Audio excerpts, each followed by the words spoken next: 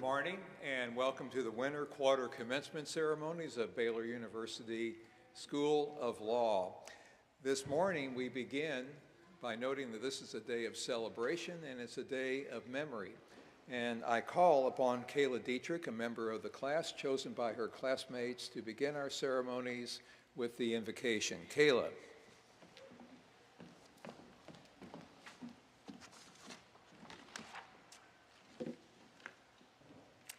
Please bow your heads and let us pray together. Good and gracious God, today is the day, Lord. Let us rejoice and be glad in it. Today is the pinnacle of years of hard work, challenges, triumphs, laughter, and tears, friendships, and growth. Thank you for creating each of us in your own unique design, setting us all on different paths with the same destination in mind. A few of us have seen complete career changes, while others have started this journey fresh from undergrad. We all come from different backgrounds, thrown together and shaken up, but yet here we are today, closer than ever and finally done. Thank you, Lord, for crossing our paths, teaching us life lessons, and making sure that through this journey, we were never alone. Lord, thank you for our family, our friends, and our friends who are more like family. Thank you for the selflessness they have shown over the past 3 years, and especially within the last 6 months of practice court. Thank you for their unending love, support, and understanding, without which none of us would be here today. Thank you for getting them here safely in their travels, and please, Lord, see them safely back home. Thank you for our professors, for those who have pushed us beyond our limits for days on end just to finally see a light bulb go off. For those who have taught the same concept 5 different ways just because we couldn't understand it. For the professors who took the time to know us, to care about our futures, to help with job searches, and more importantly, to pick us up on the worst of days and remind us that it was just a bad day and not a bad life. Thank you for setting our paths full of unlikely angels, Lord, to give us strength to keep going. And Lord, thank you for those bad days, because it was then that we felt most broken, that you were able to piece us back together and let your light shine through. Thank you for setting our hearts on fire with a passion to help people. Please continue to let our lights be a light to others as we go out into the world and live out our dreams. Help us to remember when things get tough that we're capable, for this very task before us of completing law school was once a dream, and yet here we are. We can do hard things. We can do great things because we can do all things through Christ who strengthens us. Heavenly Father, fill us with your Spirit as we go out into the world. Help us to keep you at the forefront in everything we do. Help us to help one another and remember to pass it along. To the graduating class, don't let anything change you, and always give yourselves fully to the work of the Lord. You know that your work in the Lord is never wasted. Thank you for getting us here, Lord, and thank you for your unending love, patience, mercy, and grace. We pray this in the name of the Father, and the Son, and the Holy Spirit. Amen.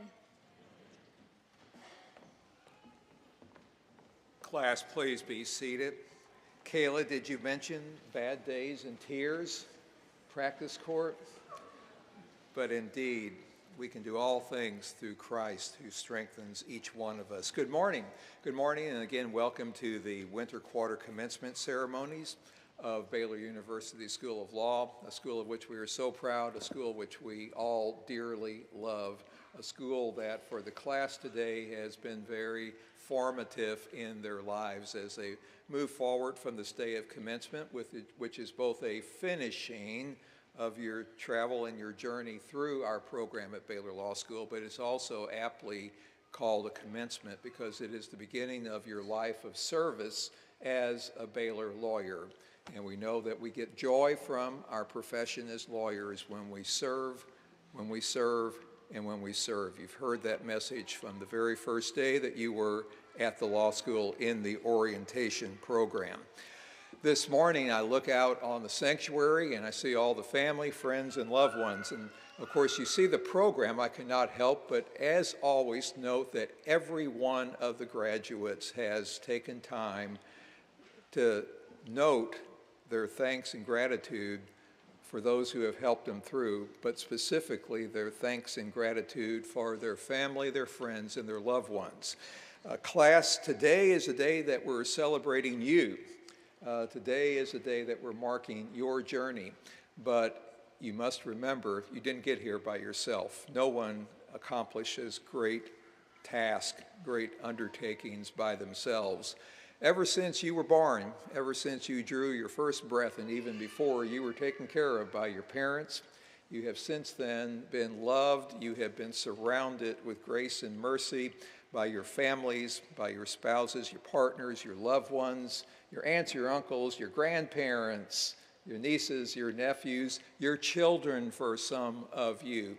You have had a cloud of loved ones around you. And let's begin our ceremonies this morning, class, by standing up, turning around, take a look at all who are gathered here, and give them applause for what they have done for you.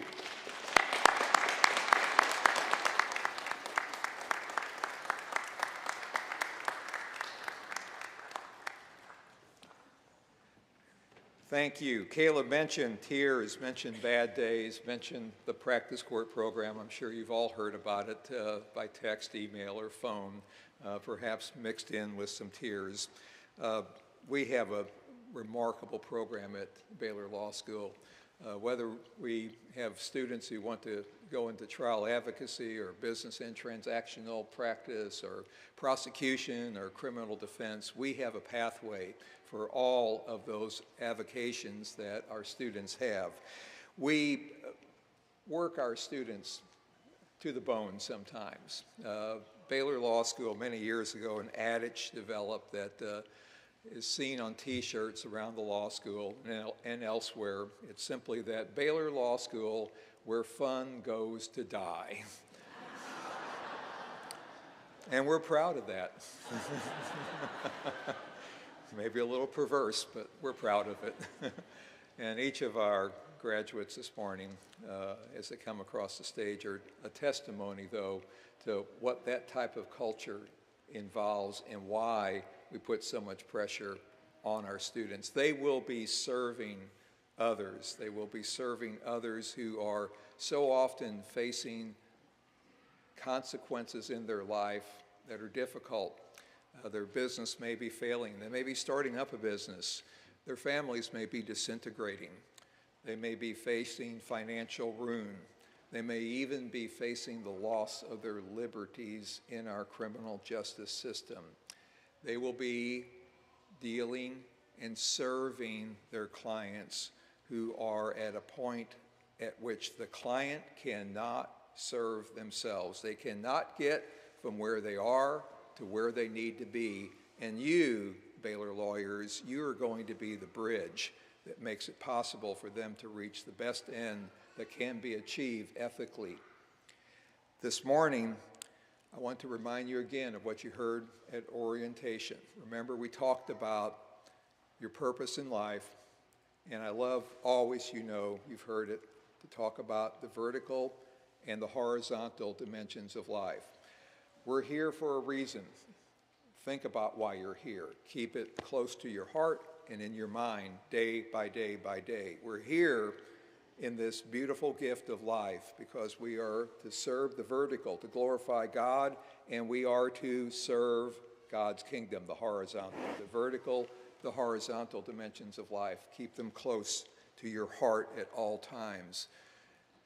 Service, Marion Wright Edelman told us, she is the founder of the Children's Defense Fund. Service is the rent we pay for the gift of life. It's not something you do in your spare time. And always keep that close. Baylor lawyers. You're all going to be Baylor lawyers when you pass the bar exam.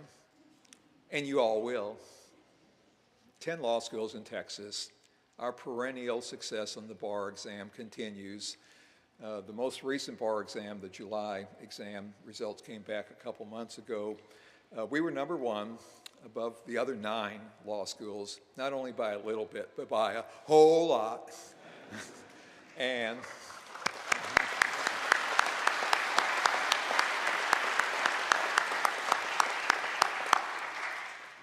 Some in our profession, many in legal education, believe that the bar exam is just a bother, that it's not necessary, that it's unfair, that it should not even be given as a prerequisite to receiving a license. At Baylor Law School, my colleagues and I, we believe that you have come to Baylor Law School not just to have a JD degree, but we're going to celebrate that today, your Juris Doctorate. You've come to Baylor Law School. Why? Because you want to practice law. And there is a connect between practicing law and taking the bar exam and being licensed. You're all going to pass. Don't worry about it. You just don't know that yet. And you're going to then be a Baylor lawyer. And I always remind, just as with the vertical and horizontal dimensions of life, I remind our students all the time that when you are a Baylor lawyer, if you're typing or printing Baylor lawyer, of course you use a capital B. It's a proper noun. But you also capitalize lawyer. Why? Because it's not just a descriptor, it is a brand of which we are so proud. And you're going to be representatives of that brand. Now, something important, very important to remember. In the legal profession, we are the guardians of the rule of law. We are the stewards of our justice system, the greatest justice system in the world.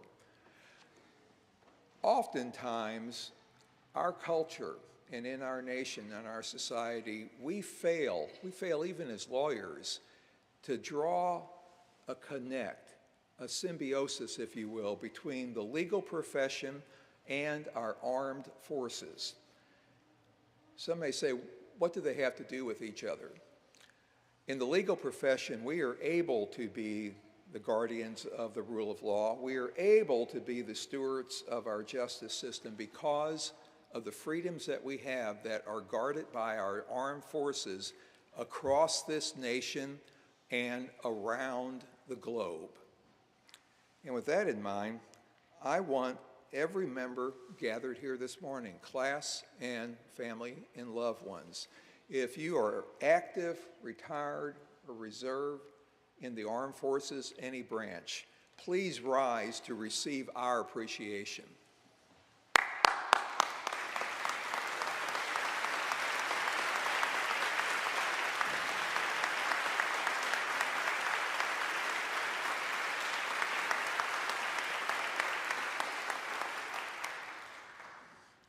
We live in a culture, we live in a nation in which there are many false heroes.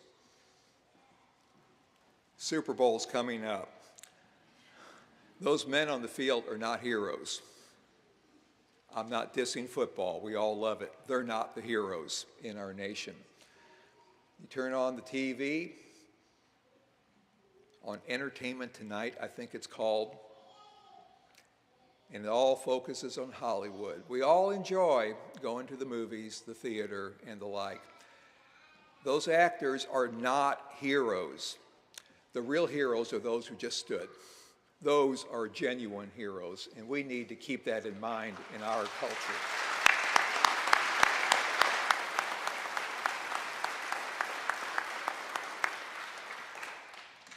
I now have the pleasure of introducing my colleagues on the stage. I'm going to keep it somewhat brief. You have in the program, of course, all the detail, but I will nonetheless try to paint each one with some intangible remarks based on my relationship with them. First of all, our Provost, Dr. Nancy Brickhouse, is with us this morning.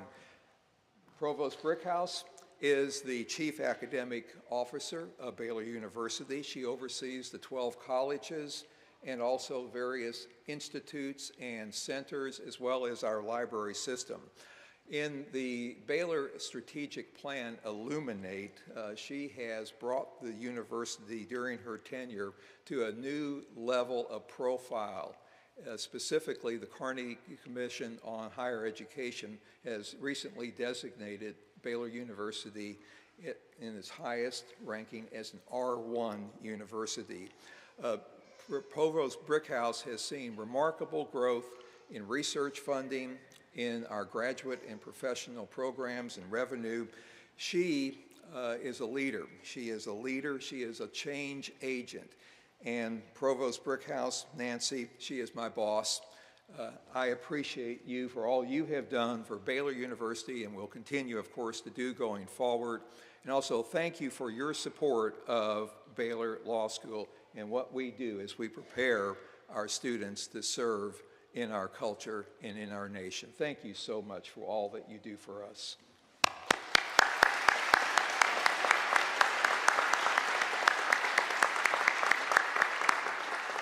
This morning, Jeremy Consular is one of our hooders, along with Professor Alan Page. Jeremy, I'm not going to do all the stuff in the bio. I'm going to tell you this. Jeremy, for these students, was the first face that they saw in the classroom. Professor Consular has the unique position of encountering our students in the civil procedure class, first up, first quarter. We just brought in a new class this past week. Monday morning, they'll see Jeremy Consular. And he has this wonderful ability in the classroom to bring the students out, but also to let them know when they haven't done it right. They want to please Professor Consular. Professor Consular also sees our students at the other end of the journey. Of course, Professor Jim Wren is going to be our speaker this morning. I'll introduce him in a moment. Professor Wren is the director of our storied Gemstone, the Practice Court program, and along with Professor Liz Fraley and Professor Consular and Professor Robert Little, the Practice Court team, they take our students through those 6 months of immersive learning in the classroom and in the courtroom, evidence, procedure, trial skills that every Baylor lawyer carries as a point of pride. Professor Consular, therefore, gets to see the bookends, the first day and literally the last day. And he always comments upon the development of our students as they have progressed through our program. And that warms the heart of myself and every one of our colleagues. Also this morning, we have Professor Alan Page. Professor Alan Page joined us a couple years ago. He teaches in the area of technology transfer, securities regulation, startups, venture capital, mergers and acquisitions. If you don't understand all of that, you can see why I don't go into the detail. Professor Page serves on the board of a number of technology companies as well, and we sure appreciate all that you do for our more upper class students as they pass through the program. Alan, thank you.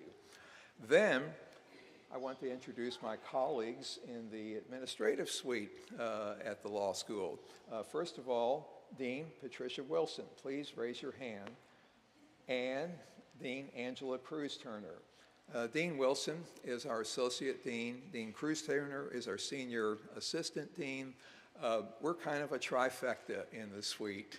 We meet quite often during the course of the week for all manner of things that go forward, essentially making sure that things are going as they should go for that distinctive, unique product we call a Baylor Law education. Dean Wilson, Dean Cruz-Turner, thank you so much for all that you do. Please give your appreciation to those I have just introduced.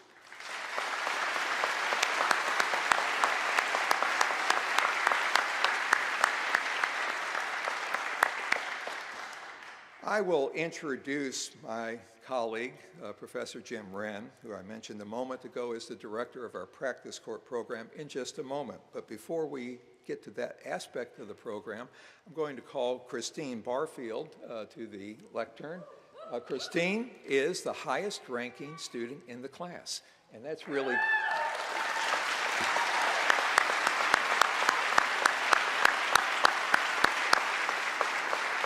Christine, that's an achievement you're going to be able to carry the rest of your life. It's a big deal. And so now, on behalf of the class, Christine.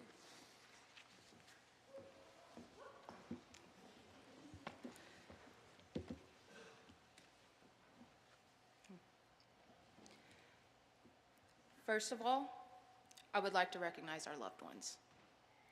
Law school requires an inordinate amount of time, focus, and attention. We struggled not to drown while drinking from a fire hose. And in doing so, we may have been largely absent, neglectful, or even downright unpleasant at times. We have not shown you the same support you've shown us these past few years, and we thank you for your patience during this self-indulgent time. Your unconditional love has not gone unnoticed or unappreciated. Now to my fellow graduates. Today we celebrate the completion of a milestone in what will be a life of learning and the practice of law. When I was given the honor of offering a few words here today, I thought perhaps it was fitting that I reflect on some of the lessons we've learned thus far and that prepare us for the rigors ahead. Many of us came into law school having excelled in just about anything we tried, and some of us doing so without having to exert much effort. But Baylor Law School demanded more. And we tasted disappointment, and it was utterly disorienting. And so I saw all of us shrink. We shrunk under the weight of this new level of expectations. We became full of self-doubt and afraid of how we might look or what people might think when we didn't have the perfect answer to a cold call. The fear of humiliation and failure was nearly paralyzing, and we felt alone and inadequate amongst our peers. But then the fear calloused over, and we realized that we are all fallible. We are all human, we all make mistakes, and we all fail. We also realized that we were in it together, and that the relevant fact was not that we faltered, but what we did after. And we each got back up and tried again.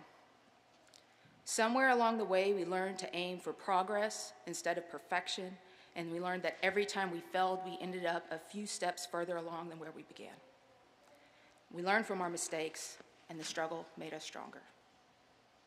Then, just as we felt we were gaining our footing, Baylor Law increased the pace, putting us under seemingly impossible time constraints. Suddenly, we didn't have time to nurture our inner anxieties, critiquing every word of every motion or every answer to each exam. We didn't have time to prepare as thoroughly as we would like. So we had to trust that we had done our best and that we knew more than we gave ourselves credit for. See, the train wasn't stopping. We had to focus our attention forward to the next assignment, to the next set of classes, to the next mini trial, all likely coming upon us within a matter of days. We had to get ready for what lay ahead rather than dwell on what was past. And so we moved forward through our insecurity and regrets, and we became more confident and self-assured for it. And so here we are. We survived law school. We have been broken down and built back up. We are entering a field associated with dispute and conflict, two things many would say the world needs far less of today. We leave the safety of law school into an increasingly polarized society, where a person who thinks differently is often labeled an enemy or an outsider, not to be trusted, respected, or heard. You see, people dig in deep and take comfort in viewing the world through a lens of right, wrong, or true, false binaries. However, the reality is that nothing is so simple. And here's where our hard-earned lessons help. There is a reason why the typical lawyer's response is, it depends. And that's because the truth is complicated. Almost nothing is black and white, and much of the fabric of our society is painted in varying shades of gray. In law school, we are trained to operate in the gray. We learned early on that to advocate one position over another, we must first truly understand the other side's position. Not just what they are saying, but why they are saying it. Because only when you spring from a place of knowledge and understanding can you truly make an impactful argument. And so we know that you must listen to your opponent. And if they have a point, learn from it. And if, after taking the time to understand their point of view, you still believe they're wrong, you rebut them and you try to teach them. But we attack the idea and not the person. We know that we must separate the argument from the individual, and that's because we learn to engage in the battlefield of ideas with civility and decorum. And we also learned to disengage. remembering that the person whose idea you refute on one front may be your ally on another. In closing, we have accumulated many tools in our time at Baylor Law. We are equipped to handle the challenges of life and the law with resilience, courage, and civility. Leave here knowing that you are stronger, braver, more capable, and have the capacity to do more good in this world than you know.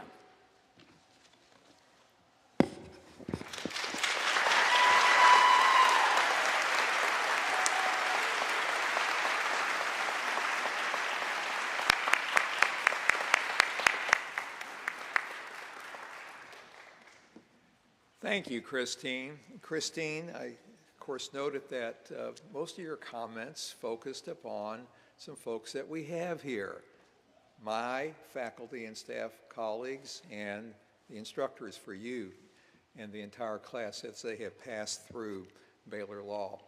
And with that in mind, Christine, well said.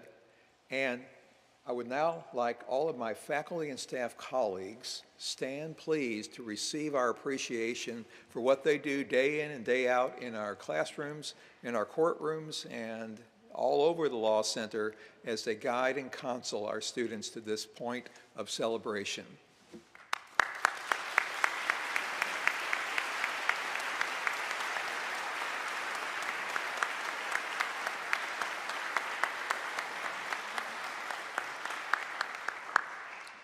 I have already noted that Professor Jim Wren, of course, is our speaker this morning, chosen by the graduating class.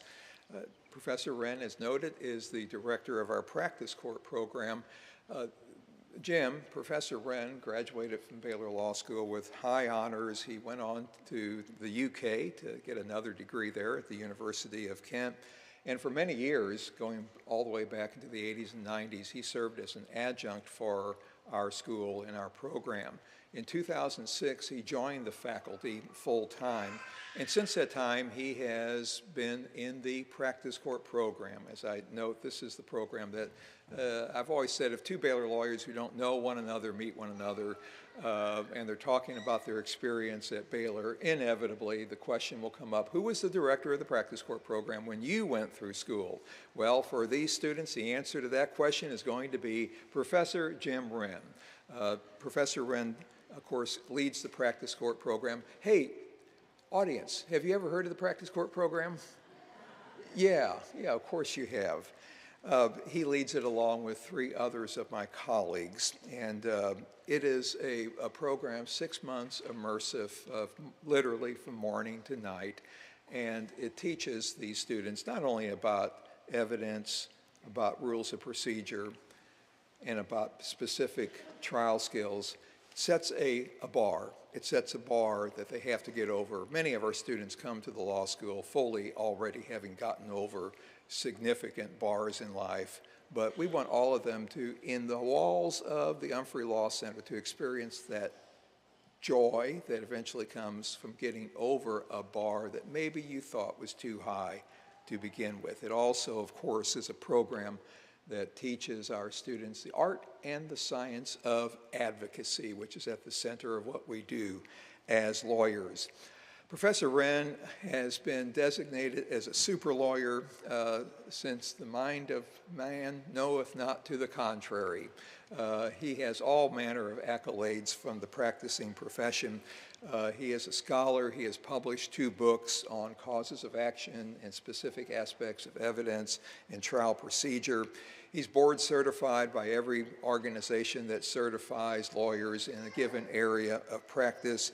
He's been the president of one of those national certification boards. He has been designated in the past as an outstanding professor at Baylor University, as a mentor of the year by our bar. He's a master of the bench. I could go on and on. You get the picture here.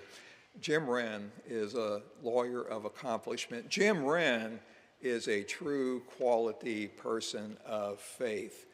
And just as with Professor Consular, and I mentioned a moment ago, as they move through the practice court program, they don't want to disappoint Professor Wren. They want to meet the bar that is set. And with that, Class, you have made a very wise decision to call upon Professor Wren as the speaker for your commencement. Professor Wren.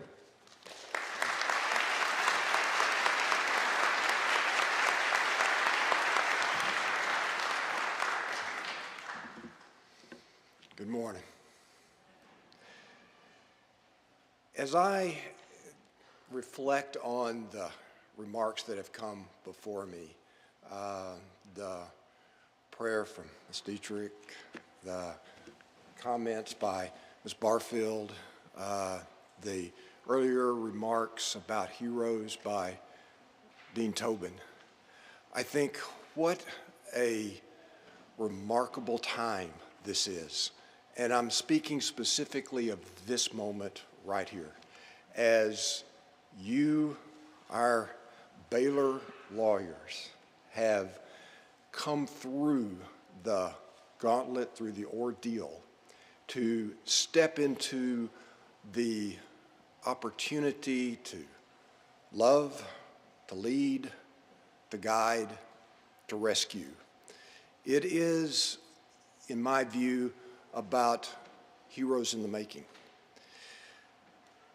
There is, going back really about a century or a little more, there was a triumvirate of psychotherapists from Vienna, Austria, that came forward in the very early 1900s with differing schools of thought regarding psychotherapy. There was certainly Sigmund Freud, who everyone has familiarity with to some degree, who really focused on the idea that people were driven by a desire for pleasure, and certainly that can be true. There was another, Alfred Adler, who really, his school was to talk about the importance of significance. In essence, a desire, in his view, in each person for power over circumstance. And certainly that can be a driver. There was a third, Viktor Frankl, who was the third of the three chronologically, who started coming to preeminence in Vienna in the 1930s and had the opportunity to obtain a visa to immigrate to the United States as Hitler was coming to great power and the threat from neighboring Germany was becoming apparent. But he ultimately decided not to take advantage of that because he did not believe that he could leave his parents, his elderly parents, in that sort of circumstance. So he chose to stay, got married, and he and his wife were expecting their first child when they were incarcerated because he was Jewish. His wife, in anticipation of what was coming, sewed into his clothes the essentially the manuscript that he had been working on, because his school of thought was that we are driven by purpose. And they were arrested, put into concentration camps separately. He did not know it for several years what her fate was. She and his unborn child died. He spent, years in the Holocaust and somehow survived. He came out of that and wrote a book called, and he wrote many books, but one that became this incredible tome was entitled Man's Search for Meaning, and it was about purpose. And I believe that of those schools of thought, he had it right at the most fundamental level. Now, I don't believe that everyone chooses to live a life of purpose. I think it is a choice to be made. But I do believe he is right that that is the highest calling, to find a purpose, the purpose for which we are created, to which we are called. Here at Baylor, we teach the importance of story. That's certainly a theme of many, but that is a theme in Practice Court, where we are talking about the importance of, we all are hardwired to understand things in the context of story. And in the structure of story, classically there is the villain, the one that has confronted hardship and chosen to override it by whatever means it takes. There are victims, those who have confronted hardship and feel powerless in the face of it. There are guides that can help direct, but what is the penultimate character in the story? It's the hero. And the hero, when we speak in story of a hero's journey, a hero is not perfect. Heroes are flawed. Heroes have struggles. Heroes often shirk in the beginning from undertaking the vulnerability of what we refer to as the hero's journey. But then they choose to step into it. And that is what is at the heart of story. Will this person, will this character step up and choose to undertake vulnerability for purpose, for ultimately serving something greater than themselves? About 3 weeks ago, my daughter and our new granddaughter were here at Baylor, and I had the great pleasure of taking them around and introducing both of them. And in one of those introductions, I was in the hallway with Dean Cruz-Turner and Dean Wilson, and ran into Mike Simpson, one of our Jaworski fellows. Some of you may have had a big trial with Mike Simpson. Don't know if it was your trial or not. It was, okay. And Mike, because of his involvement in the story I'm about to tell you, pressed, because my daughter and granddaughter were there, pressed me to share the story I'm about to share with you with Dean Cruz-Turner and Dean Wilson. And as they can attest, it's a very difficult story for me to tell. But it is one of the most meaningful stories that I know I've encountered. It has to do, and I will tell you where we're going. It's a story about heroes. And it's a story about a group of heroes that included a sacrificial hero who sacrificed his life saving my daughter. Please bear with me. This was about 10 years ago, 10 and a half years ago.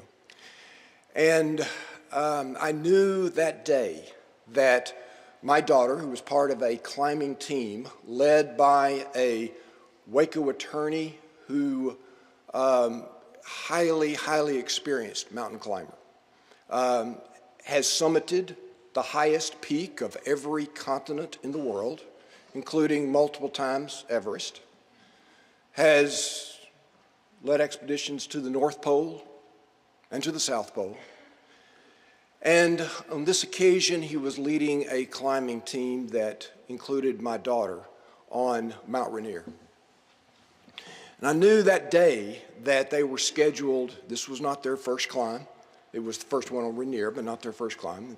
I knew that day they were scheduled to summit Rainier, weather permitting.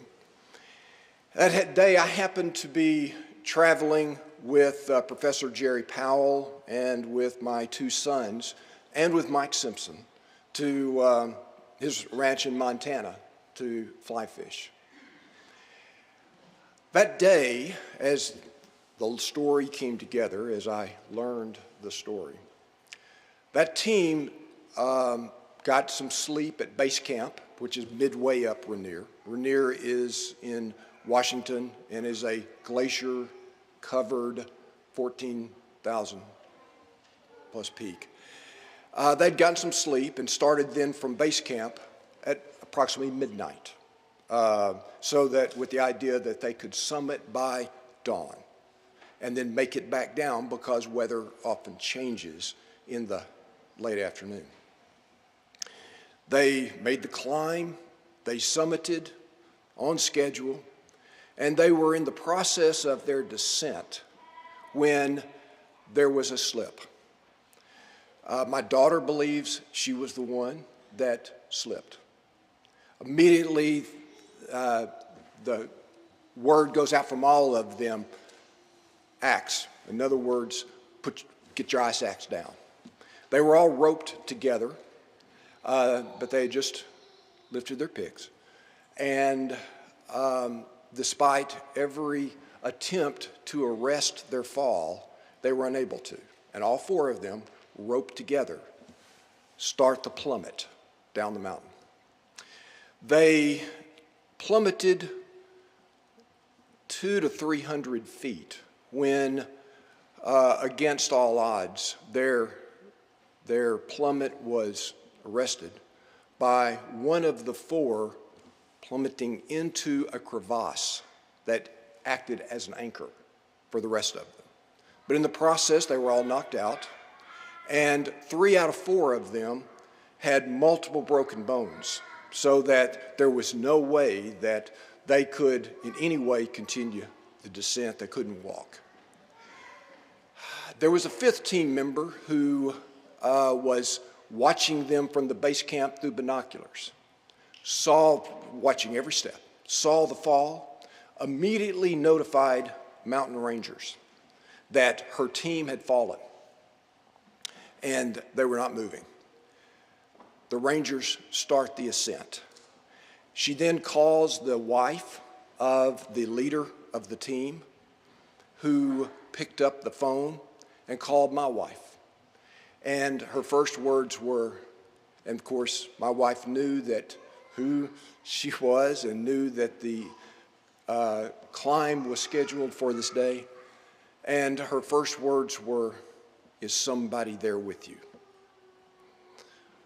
My wife collapsed just from the sheer terror of that message, but then got up and sent, even though the party I was with had just arrived in Montana and were out on the ranch, even though we were out of cell range, she somehow miraculously, a text got through that was all caps, "Call now."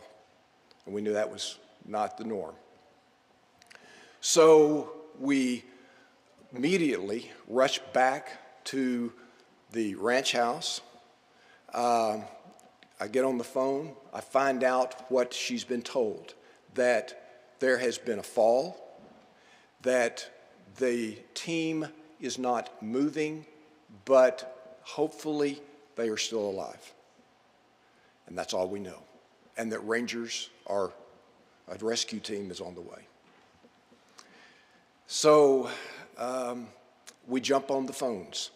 The landline, there was a house. Mike Simpson was immediately calling to get his aircraft gassed up because he was going to get us to Washington, to Seattle. Powell is jumping on the line to get a flight arranged for Mindy from here, my wife.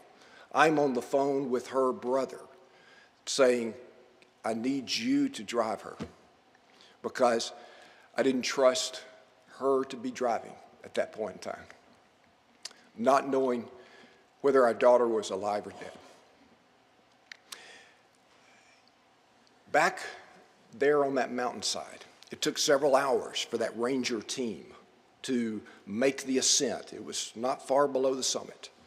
To make that ascent, to get to them, to find out that they were still alive. By this point in time, they had started moving, only in the sense that my daughter, who was the only one without broken bones, but as she came to from her concussion, as she is starting to assess the rest of the team, And one of the other team members who is a Baylor administrator here, a fantastic individual, despite broken hip below her, roped below her, had gotten his cell phone out, realized he did not have cell coverage, but thought if he could climb up the mountain a little bit more, maybe he could get a signal. And could not walk, of course, but was crawling his way up. What he did not know, of course, is that the Ranger team already knew and was already on the way.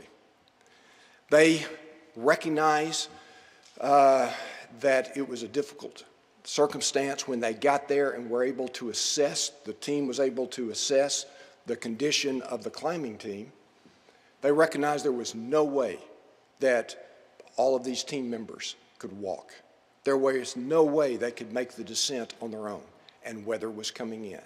In other words, they had to get off of that mountain at that point in time over those next hours, or they would be dead. So they called in Army Chinook helicopter that hovered above them as they are desperately working against time to get one by one these climbing team members strapped to get them up. They get one up, and then there is a slip. One of the mountain rangers, Nick Hall, who a former U.S. Marine serving as a mountain ranger, slips. Because this is ice. This isn't snow. These are icy conditions. He slips. He is not roped. He plummets approximately 3,000 feet down the side of the mountain. Immediately, the rest of his team rappel up into the Chinook helicopter, follow him down, descend where he is, rappel down to where he is. He is no longer alive. They are so focused on saving this climbing team. They recognize they are in a race against time, and they cannot spend the time to recover his body at that point in time. They put a transponder on him, rappel up, back to that climbing team, rappel down. Wind gusts are beginning to pick up significantly into the 30-mile-plus range, but the Army helicopter continues to hover as they work to get the second one and the third one up. And just as they have gotten the third one up, and the plan is to my daughter to be the last because she did not have broken bones, unlike the other three. The wind gust increased to more than 50 miles an hour. The Chinook is almost taken down, and two Rangers call it off. But they stay. By this time it's sundown. Of course, there is no sun by this point.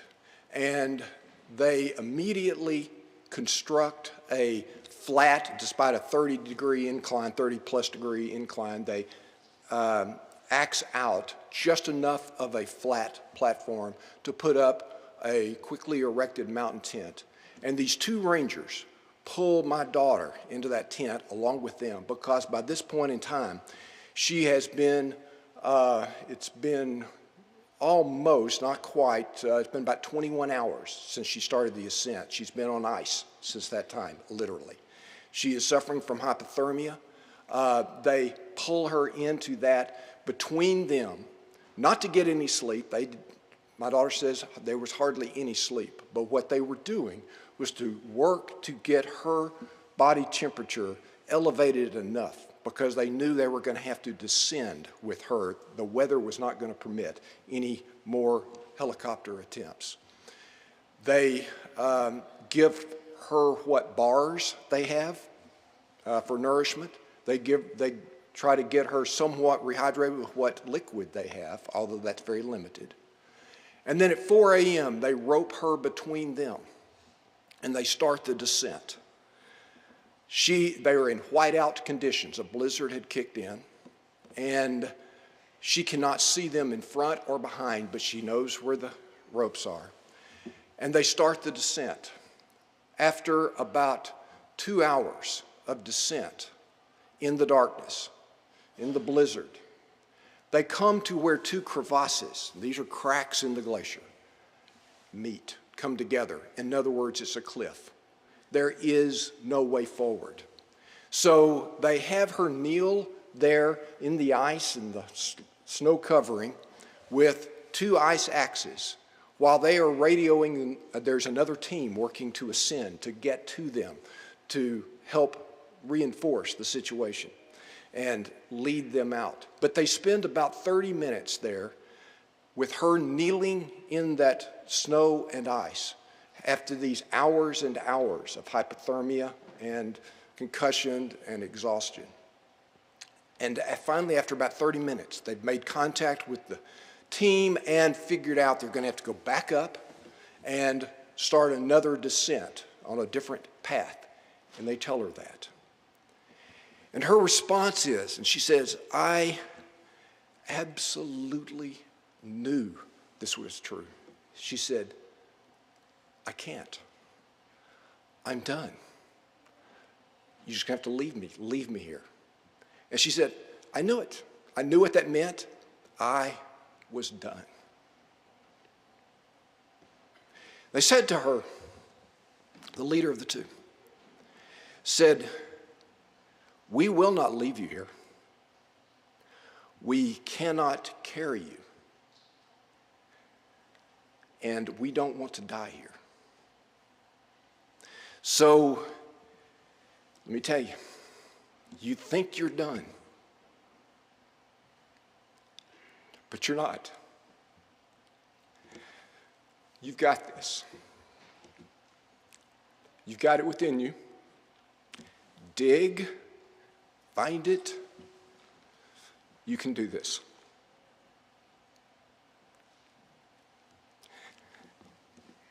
Her response was, okay. It took another 5 hours before they made it to base camp. And it was where she got some hot liquid, got some nourishment, and it was another 9 hours then down to the full true base where we were, where we had landed, where we met her. Those are heroes. Those rangers that lay it on the line, those are heroes. You may think, well, what does that have to do with graduation? And it is this. You, Baylor lawyers, it's a choice, but you are heroes in the making. Do you choose to step in to that vulnerability? Not necessarily as mountain rangers. Maybe not something that is as physically dangerous as that. But in any type of situation where you are going to love, lead, guide, rescue, there is vulnerability. And there is no courage without vulnerability. It's up to you to decide, are you going to live that life that Dean Tobin talked about of service, where you're going to step in on behalf of people that in that story cannot help themselves in that situation? Are you going to be that hero? And I want to add something to that. Going back into the Gospels, there is the story, and it's a long extended story, and I'm only going to deal with a very small part of it, but it's the story of Simon, as he was originally called. But when he was called by Jesus to follow him, and he responded with yes, Jesus said to him, I'm going to call you Peter, rock. Now, at that point in time, was Peter the rock? Nah. But that was the calling. That was the calling that was placed on him. But it meant he was going to have to grow into that. In Matthew 14, there is a somewhat strange story where it's following the feeding of a large multitude, and the disciples, including Simon Peter, had been instructed by Jesus to take out go out in a boat crossing the lake and leave him behind. And they did. Wind gales picked up during that crossing. And there is this strange story of Jesus walking on the water. And Peter, as they start to recognize who this may be, Peter calls out to him and says, "Is that you, Lord?" And Jesus said, "Yep." And Peter's response was, "Well, can I walk with you? Call me." And the response of Jesus was, "All right, come on." Now, I don't believe that most of us are called to walk on water. But he was in that circumstance. Because why? Because he had asked, number one. And secondly, I think there was a lesson for him to learn. So he jumps out of the boat, the only one that did. He jumps out of the boat and starts to walk on the water toward Jesus. And then as the wind picks up, he starts to sink. And what is the response? Jesus reaches out to him, grabs him by the hand, and says, "Oh, ye of little faith, why do you doubt?" Now, what's the point of that? The point is, I believe, was that a criticism? Nah, I don't think it was. I think Christ was recognizing that this was a hero in the making. And by the way, Peter ended up dying a rescuer's death. He ended up paying in a significant way. But I think at this point in time, this was a training moment where Jesus is saying, you got it within you. It's there. In other words, I'm calling you. You have what it takes to do this, but you got to learn to step into it, to not doubt. Were there times, class, when you felt like, as we were saying, "Oh, ye of little cross-examination," that was a criticism? And it really wasn't. What it really was our belief that it's there within you. You've got this, but you're going to have to step into it. You're going to have to believe and keep moving forward. What I absolutely believe for you is that you are heroes in the making. Does it require choice? Yes, it does. Does it require vulnerability? Yes, it does. Does it require growth? Yes, it does. But you have already chosen to take the hard path. There were easier. Virtually every other choice you had as far as law school was easier than what you've been through here. And you have already chosen the hard path for a purpose. And I just want you to know that we believe in you, that we are so proud of you, of what you are already choosing to do, what you have been equipped to do, and what you will continue to grow into. Heroes matter. And you have chosen to love, to lead, to guide, to rescue. You've got this. Godspeed.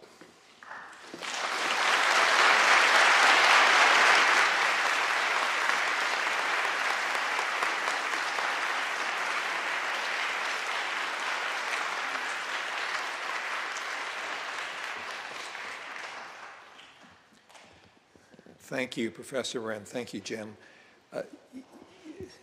Folks, you need to know, I, of course, having served with Jim going way back, that being friends, we know the story about Stacy and about Nick Hall, the ranger who died that day.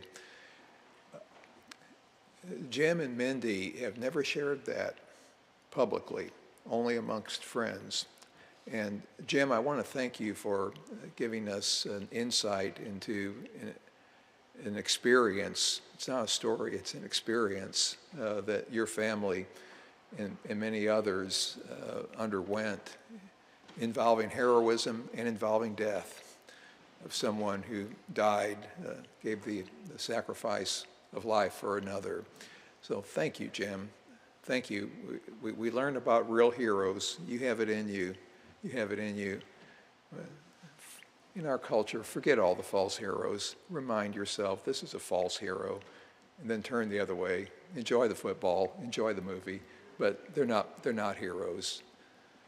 you'll be a better person because you'll understand what real heroism is all about then. Thank you, Jim, for sharing.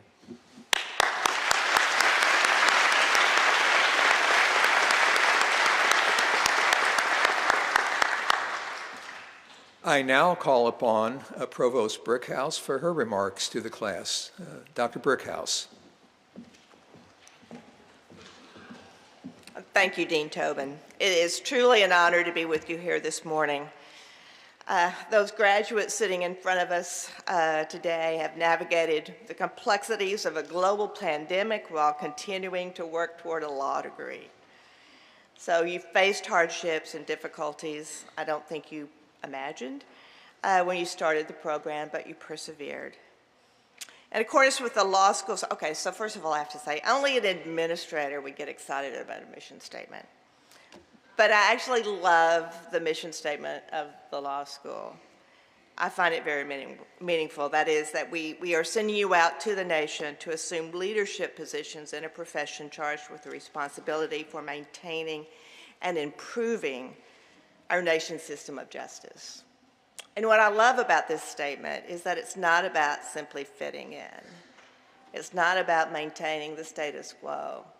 We are charging you, your education has prepared you to take this great system of justice that we have and make it even better. Perfection is not available to us on earth. We always have to work for it. And so I think that is a particularly high calling, a great responsibility, and I'm confident that you're prepared to do it. You know, my boss, President Livingstone, likes to say that the world needs a Baylor. And I will simply add to that, that the world needs Baylor lawyers. And that would be capital B, capital L.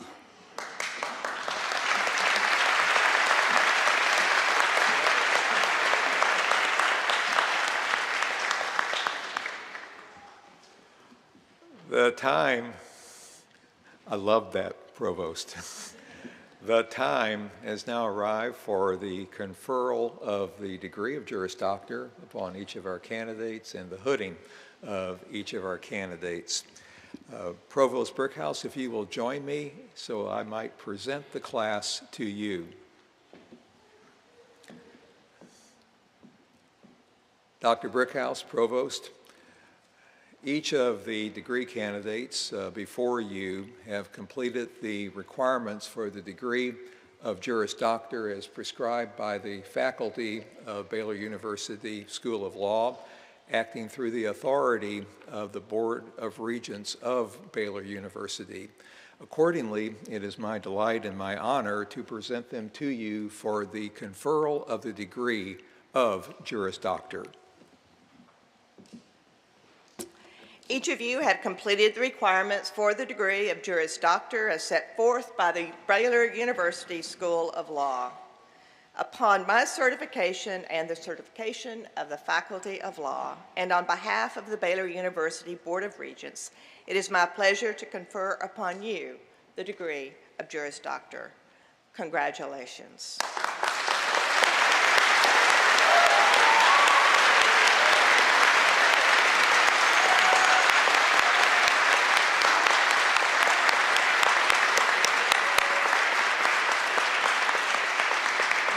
Please be seated. And the degree candidates can move forward to receive their diplomas and be hooded.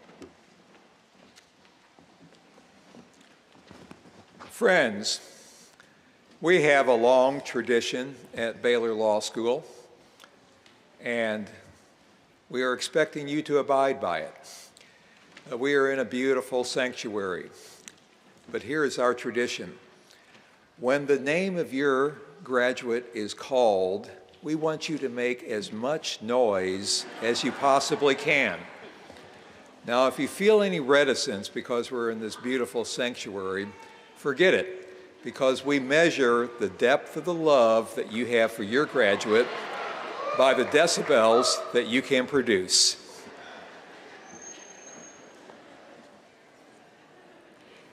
Isaac Drake Allison.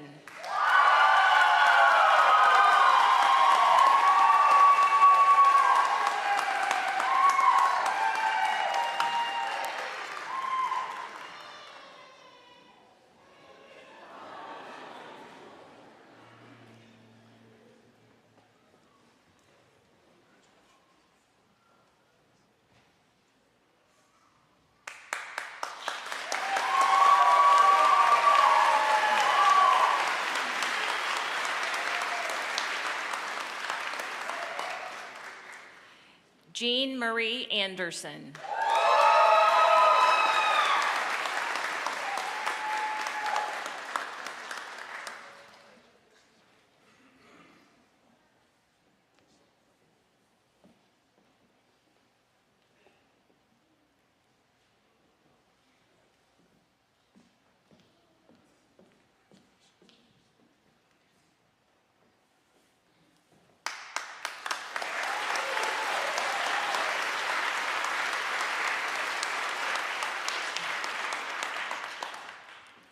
Celeste Apsey.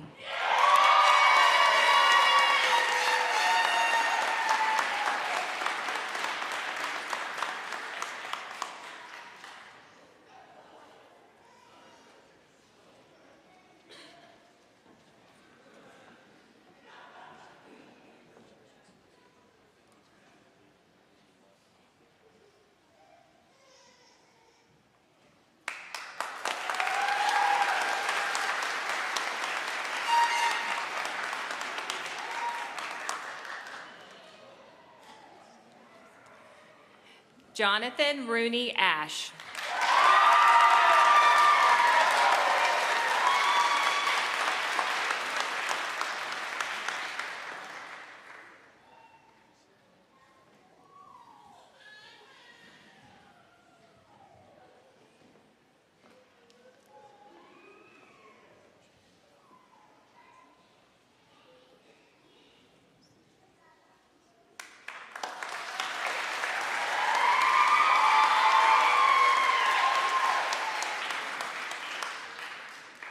Christine L. Barfield, magna cum laude, highest ranking student in the graduating class.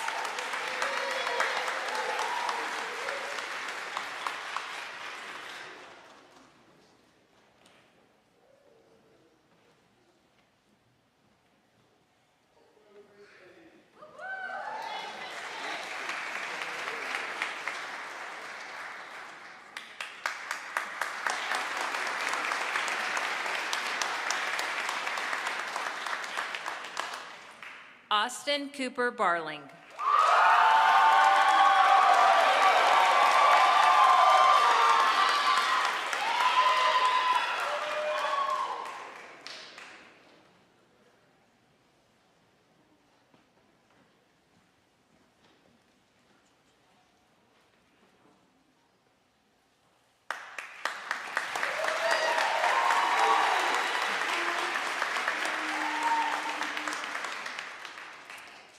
Tristan Jesus Hensley Crowder.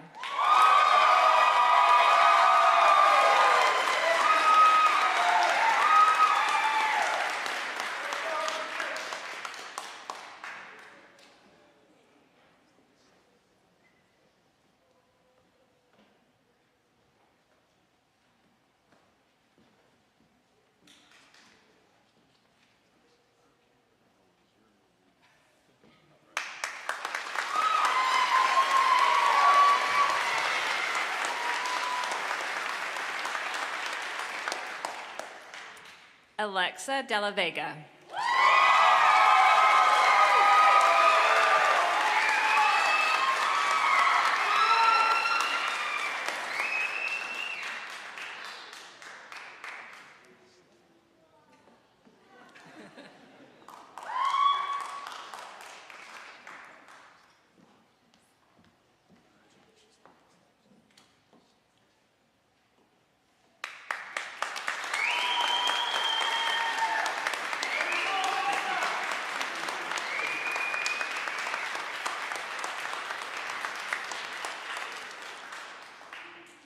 Kayla Dietrich.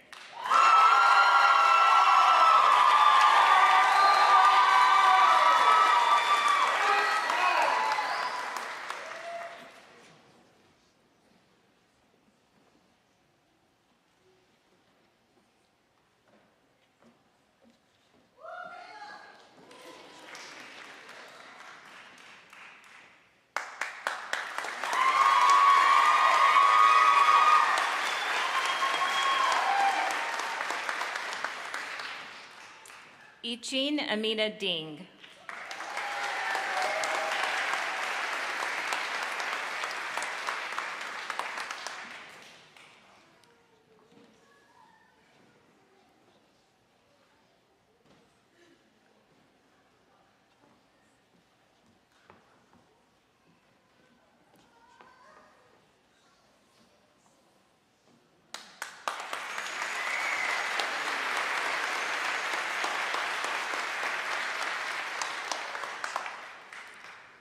Jackson Allen Goodwin.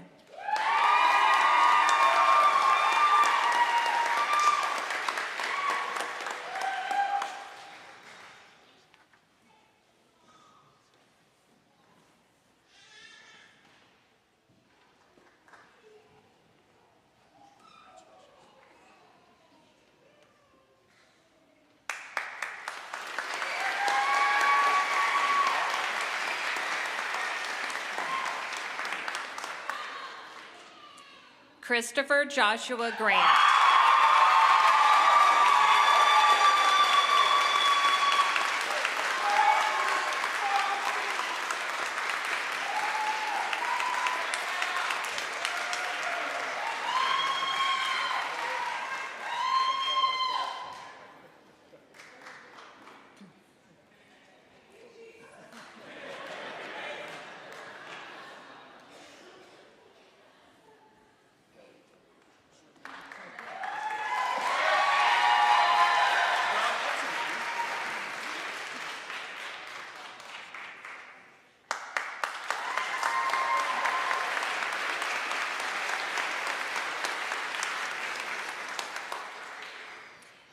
Daniel James Hall, Special Distinction in Litigation.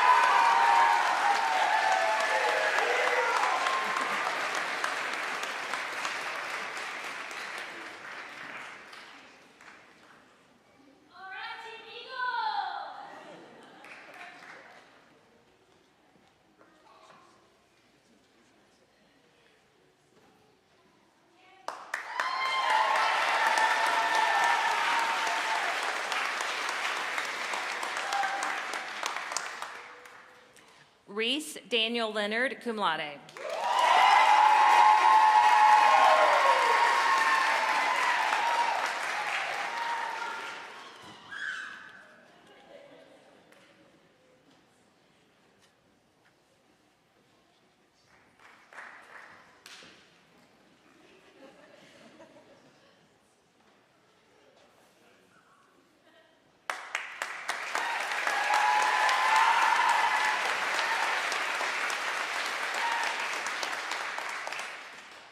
Caleb Michael Long, magna cum laude.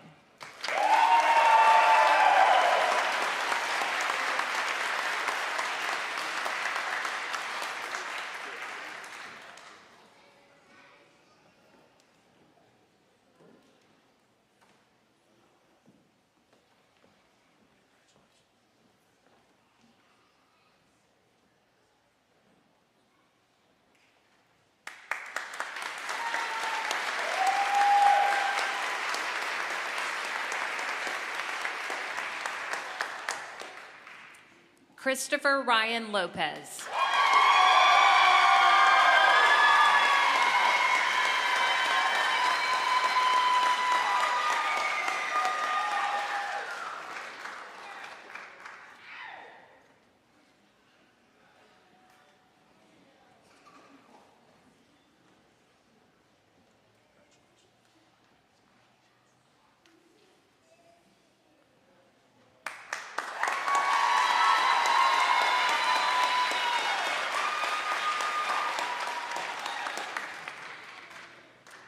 Genesis Joy Lozano.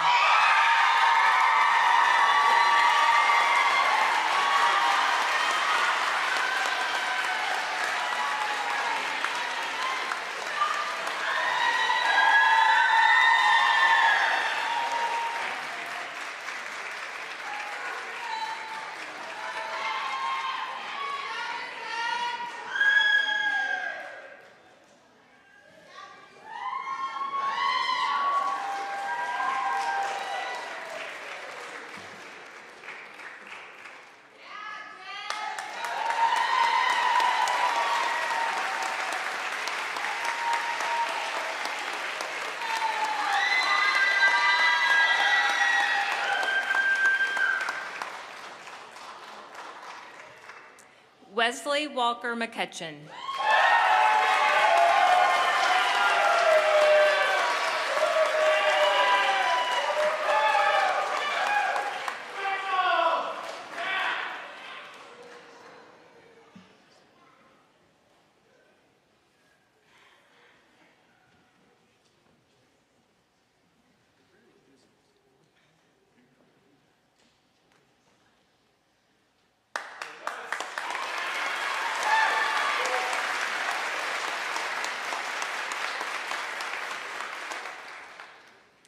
Peter Conrad Menjiguera, Jr.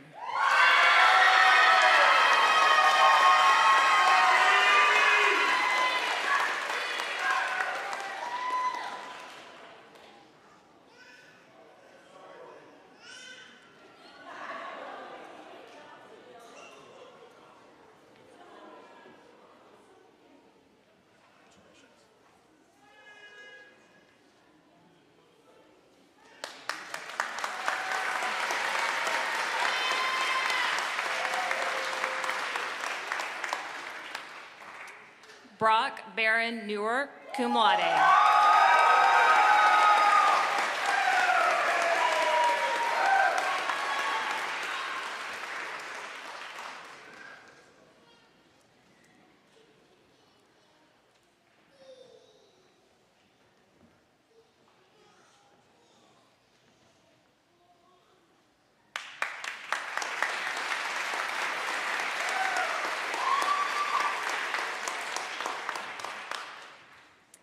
Caroline Lindsay Perrin.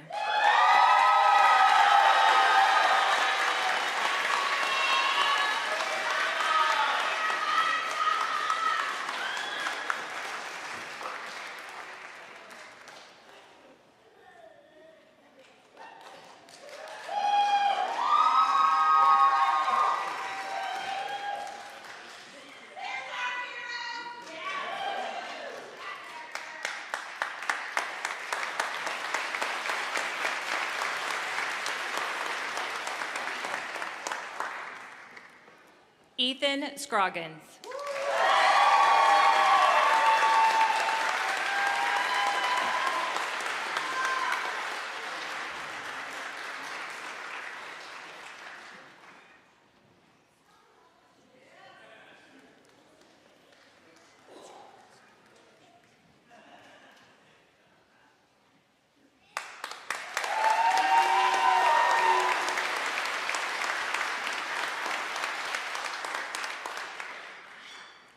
Christian David Spinlove, Special Distinction in Criminal Practice and Leadership Fellow.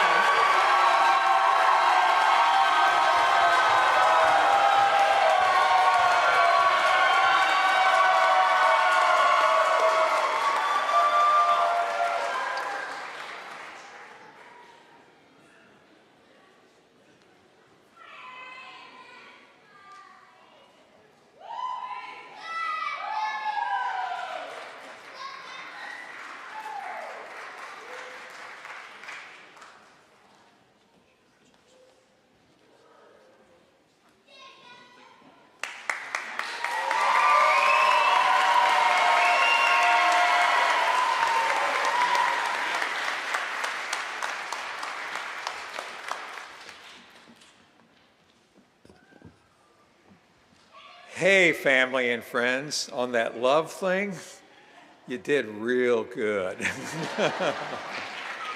Let's now all rise and congratulate our graduates.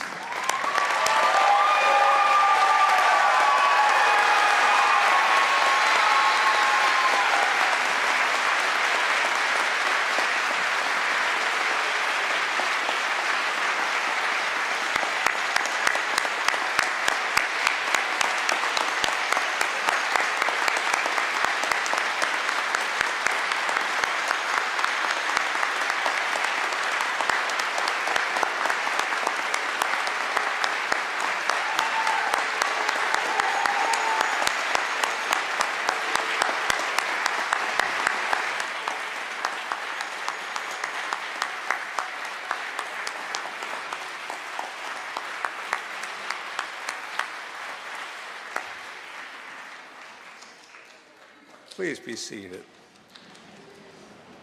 I love our commencements. Do you? Yeah. We're sending our class off to be servants. We're sending them off to be Baylor lawyers, the distinctive, unique brand of lawyer who serves from the heart and seeks out to be someone's hero, time and time again. You're going to be true heroes. We send you off bit bittersweet. We've gotten to know you so well. But journeys come to an end as we begin a new journey. And today I ask, as you go forward, that you remember the words, you remember the experience of Professor Wren and what he has shared with you. Put that in your heart. The 18th century Anglican cleric John Wesley said, do all the good that you can to all the people you can, in all the places you can, at all the times you can, in all the ways you can, for as long as you can. Tuck that one away and live it. We've had a wonderful ceremony today. Thank you, family and friends, for your vigor, for your support, and for your love over the past 2 to 3 decades for most of these graduates. You made them, so celebrate yourself today as well. You made them into the people that they are with the faith and the values that they carry forward. Our ceremony today has been a wonderful memory. I want to thank those who make it possible. Our registrar, Jerry Cunningham, our colleagues, Susie Daniel, Nick Texera, and some student workers, Mari Sanchez, Kendall Smith, Reagan Havel, Taylor Chung. I also want to thank Stephen Bolick for the IT and sound engineering, and Eric Gruhl for the photography, as well as Rory Nada and the church here, the First Baptist Church of Waco. This is our favorite commencement venue, and the church for many years has graciously made it available to us. We will now have the recessional. A couple points though. First, we're going to adjourn in a moment to the Sheila and Walter Humphrey Law Center. All the doors in the Law Center will be open, so your graduate can show you where they shed blood.